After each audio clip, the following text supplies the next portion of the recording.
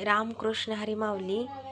काल आम्ही सगळे मिळून चंद्रभागा नदीचे दर्शन घेण्यासाठी आणि पुंडलिक महाराजांचं दर्शन घेण्यासाठी गेलो होतो. आम्ही बऱ्याच दिवस झालं पुंडलिक महाराजांच्या दर्शनासाठी गेलोच नव्हतो. प्रथमतः आम्ही नदीमध्ये हातपाय धुतले, ताईने देखील धुतले आणि ताईनेही बघा तिला आवडलेली ही पिशवी तिने घेतली होती, त्याच्यावर मोर होता म्हणून, आणि ती अशी अडकावून फिरत होती. आणि जहाजेमध्ये बसण्यासाठी हट्ट केला होता. तर दादा म्हणला, नको बाबा, बघ किती पाणी आहे, मी तर नाही बसणार, भीती वाटते असं म्हणाला. पुंडलिका भेटी परब्रह्म आले गा. खरंच आपल्या पुंडलिक महाराजांच्या आईवडिलांची भक्ती पाहून, आईवडिलांची केलेली सेवा पाहून आपले विठुराया इथे प्रकट झाले आणि 28 युगे विटेवरी अजूनही उभे आहेत. इथं भाविकांसाठी बघा महाप्रसाद होता पुंडलिक महाराजांच्या दर्शनाच्या पाठीमागेच. ऊन फार कडक होतं तरीही भाविकांची गर्दी होतीच.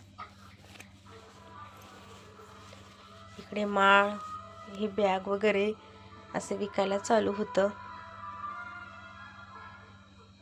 इथे देखील प्रसाद वाटायला चालू होतं. नंतर आम्ही विठ्ठलाच्या दर्शनासाठी वर निघालो. घाटावरून जात असताना अहोनी आमचा असा शूट घेतला. नंतर आम्ही मंदिराकडे आलो, मुखदर्शन घेतलं आम्ही. मुखदर्शनला जास्त गर्दी नसते, 10-15 मिनिटात मुखदर्शन होते.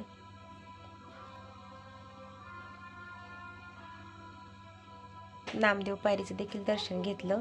आणि ही वरती दिसते ती चरणदर्शनची रांग आहे पहा. चरणदर्शनची रांग खूपच लांब असते, थोडासा वेळ लागतो. दुपारच्या नंतर जास्त गर्दी नसते. नंतर 4:30ला तर दुपारचा पोशाख बदलत असल्यामुळे दर्शन बंदच राहतं, पण मुखदर्शन लगेच होतं. आपल्या विठुरायाच्या दर्शनासाठी खूप लांब लांबहून भाविक इथे येतात. अन्य परदेशातून सुद्धा भाविक इथे येतात. बऱ्याचदा आम्ही त्यांच्याशी भेटलो, बोललो. आपल्या पंढरपूरचं नाव अख्ख्या जगात आहे. आपल्या विठुरायाची महतीच अशी आहे. आणि इथं बघा छोटू चिमुकली माझी, तिला तर भक्तीचं खूपच वेड आहे, विठ्ठलाचं नामाचं. ती सारखं भक्ती इथं बडबडत असते. एवढ्याशा लहानशा वयात तिला विठ्ठलाची भक्ती आहे याचा मला फार आनंद आहे. खूपच प्रसन्न वाटतं माझ्या मनाला. माझी दोन्हीही मुलं विठ्ठलाच्या भक्तीत सतत मग्न असतात, सतत हरे राम हरे कृष्ण हा नाम जपत असतात.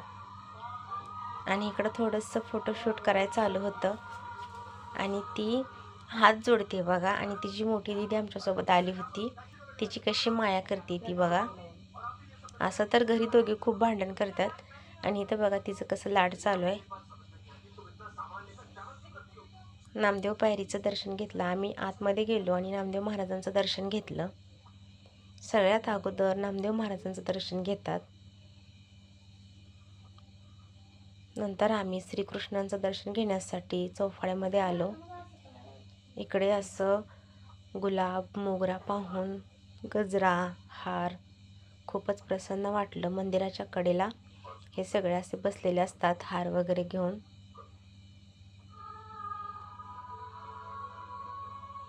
मंदिराच्या आत जाताच श्रीकृष्णांचं रूप पाहून मन अगदी प्रसन्न होतं.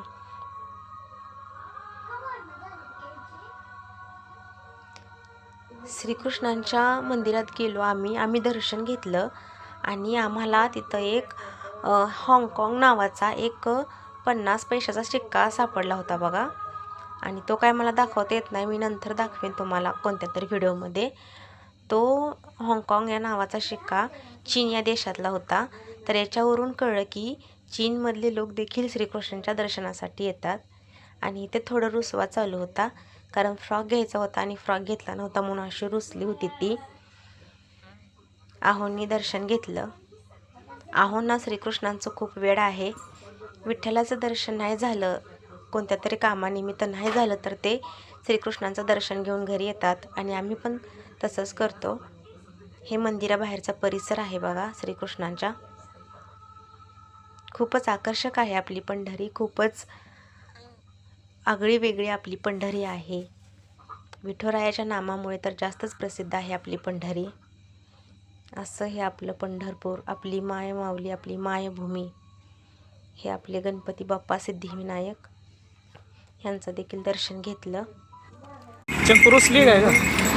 पडत असल्यामुळे पण रुसली काय? आणि एका माणसं वाटत उसाचा रस पिण्यासाठी बसलो. तू रुसला का? उसाचा रस आरोग्यासाठी देखील चांगला असतो आणि नैसर्गिक आहे ऊस. तर असा आम्ही उसाचा रस घेतला होता.